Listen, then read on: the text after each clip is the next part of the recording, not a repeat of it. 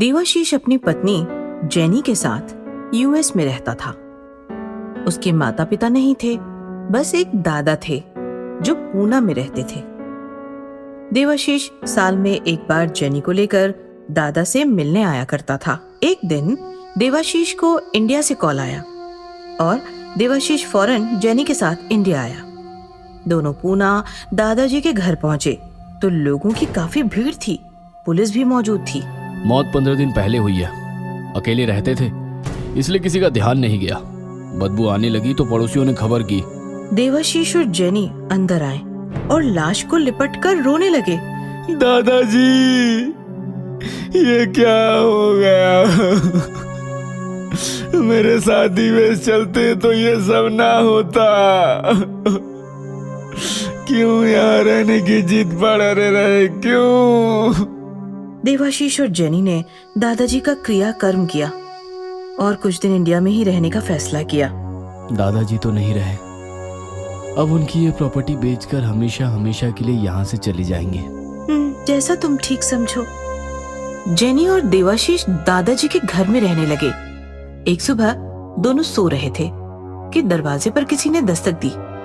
देवाशीष ने दरवाजा खोला तो सब्जी वाली खड़ी थी। साहब, सब्जी ले लो, ताजी ताजी सब्जी। सॉरी, नहीं चाहिए। देवाशीष और जेनी को अमेरिकन खाने की आदत थी। वो रोज अमेरिकन खाना ऑर्डर करते रहे और खाते रहे, लेकिन सब्जी वाली भी रोज सुबह दरवाजे पर दस्तक देती रही। साहब, सब्जी ले लो, ताजी ताजी सब्जी। देवाशीष रोज उसे मना करता रहा, फिर भी वो रोज आती रही। एक दिन देवाशीष का पेट खराब हो गया और उसने जेनी से कहा, जेनी, हम इंडिया में हैं तो हमें यहीं का खाना खाना चाहिए। अमेरिकन खाना यहाँ के क्लाइमेट में डाइजेस्ट नहीं हो रहा। हम कल सब्जी वाली से सब्जी ले लेंगे। रात गहरी हो चुकी थी। जेनी और देवाशीष सो रहे थे कि अचानक उनके दरवाजे पर किसी ने दस्तक दी। दोनों जाग गए। अब इस वक्त कौन है? मैं जाकर देखता हूँ।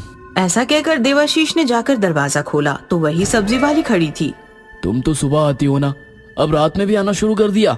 ये कोई टाइम है आने का?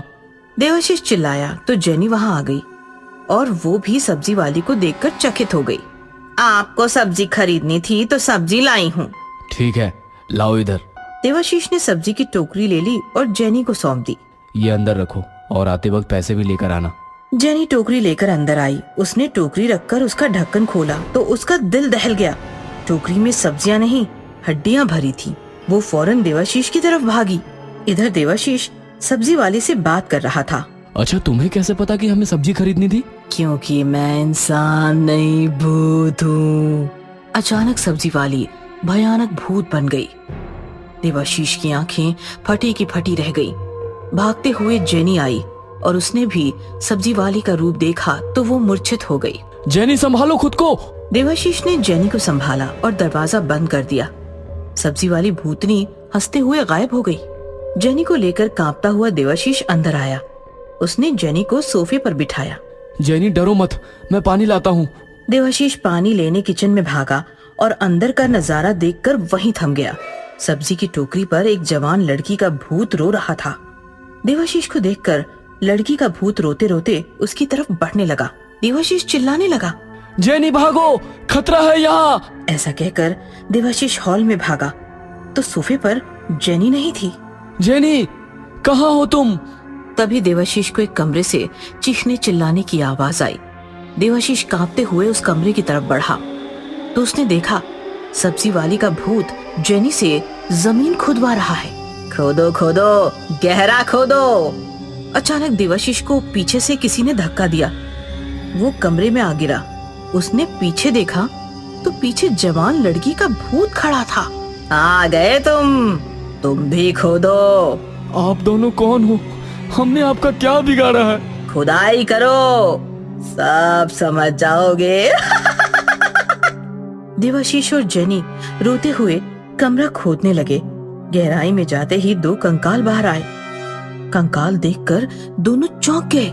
ये कंकाल किसके हैं? यहाँ कैसे आए? एक कंकाल मेरा है और एक कंकाल मेरी बेटी का। हम मर चुके हैं, हमें यहाँ दफना कर मार दिया। मार दिया था तेरे दादा ने। झूठ झूठ कह रही हो? झूठ लगता है तो मेरी इस बेटी से पूछो जो रो रही है। मेरी बेटी तुम्हारे दादा को सब्जी बेचने आई तो उसने इसके साथ गंदा काम किया। मैं उसे बचाने भागी तो उसने मेरे साथ भी जबरदस्ती की और हमें मार कर यहाँ दफना दिया।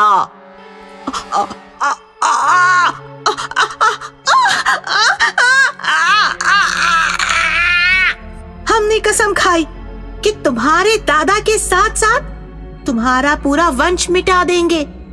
दादा को तो मिटा दिया, अब तुम्हारी बारी है। ऐसा कहकर दोनों भूतनियों ने देवाशीष और जेनी को पकड़ लिया। गला दबाकर तड़पा कर दोनों को मार दिया और उसी गड्ढे में दफन कर दिया।